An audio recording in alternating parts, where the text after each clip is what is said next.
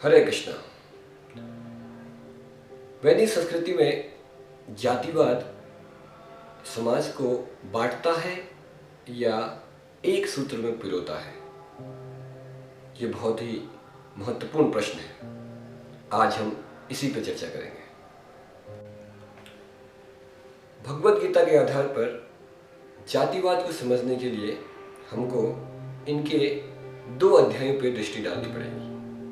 पहले 5वें अध्याय के 18वें श्लोक पे भगवान कृष्ण अर्जुन को बतलाते हैं, विद्या विनय संपन्ने ब्राह्मणी गवि हस्तिने सुनी च सपाके च पंडिता समदर्शिना।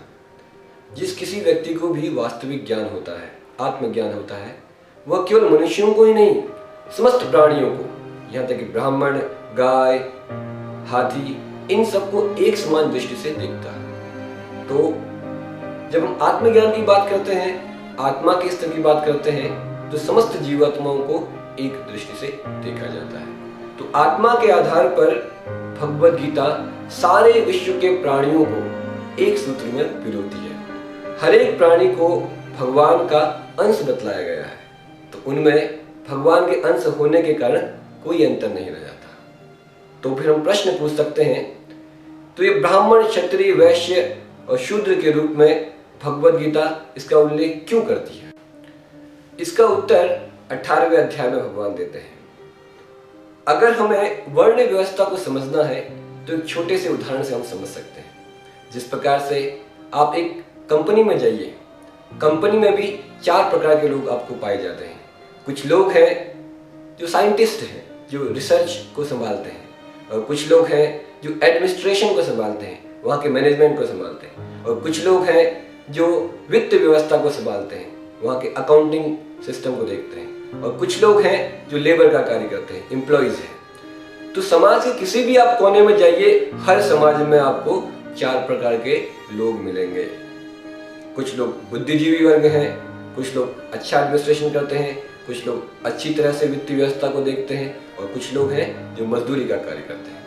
किसी भी कोने में आप जाइए, 4 प्रकार के लोग आपको यहाँ करें। तो इस प्रकार से ये जो व्यवस्था थी, ये कभी एक दूसरे को नीचा या ऊंचा दिखलाने के लिए नहीं थी। ये जो व्यवस्था भगवान ने बनाई थी, वर्ण व्यवस्था, ये सारे वर्ग के लोगों को एक दूसरे का सम्मान करने के लिए बनाई थी।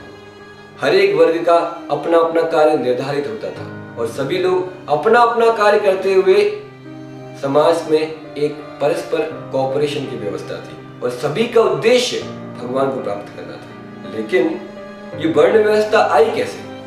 देखिए, आत्मा के स्तर पर तो हम सब एक हैं। चाहे आप अमेरिकन हो, चाहे आप पाकिस्तानी हो, चाहे आप चाइना के हो, चाहे आप जापान के हो या भारत के हो, समस्त जीवात्मा, समस्त मनुष्य आत्मा के स्तर पर एक है। लेकिन जो शरीर उन्होंने प्राप्त किया है अपने विगत कर्मों के आधार पर, ये शरीर के साथ कुछ गुण और कर्म लगे हुए हैं। उन्हीं गुण और कर्मों के आधार पर समाज को 4 भागों में विभक्त किया गया।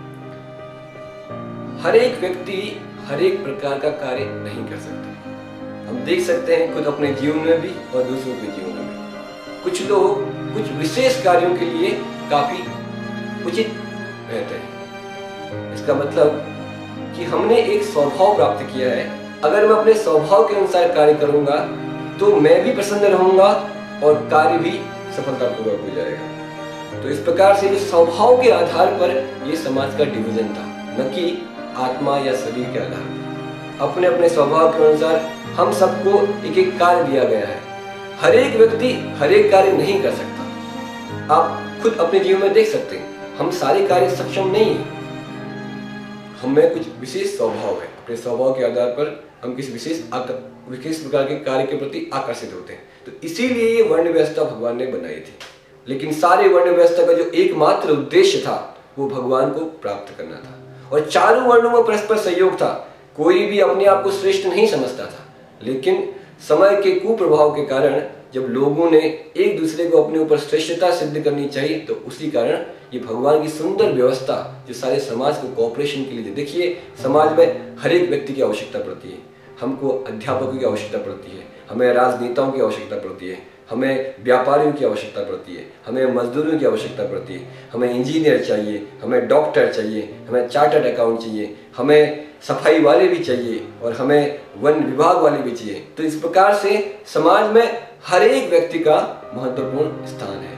तो जब हम इस वृहद रूप से सामाजिक व्यवस्था को देखते हैं तो हम देख पाते हैं कि हर एक के लिए सम्मान था इस व्यवस्था में और किसी का भी अपमान नहीं किया जाता था। इसी कारण ये जो वर्ण व्यवस्था थी ये भगवान का एक वैज्ञानिक पद्धति है जिसके के द्वारा संसार में हर एक व्यक्ति यहाँ भी खुश रह सके और खुशी खुशी भगवान के निर्देशों का पालन करते हुए अपने अगले गंतव्य में भी सफलतापूर्वक पहुंच सके। और यही व्यवस्था थी वर्ण व्यवस्था की। हरे कृष्ण।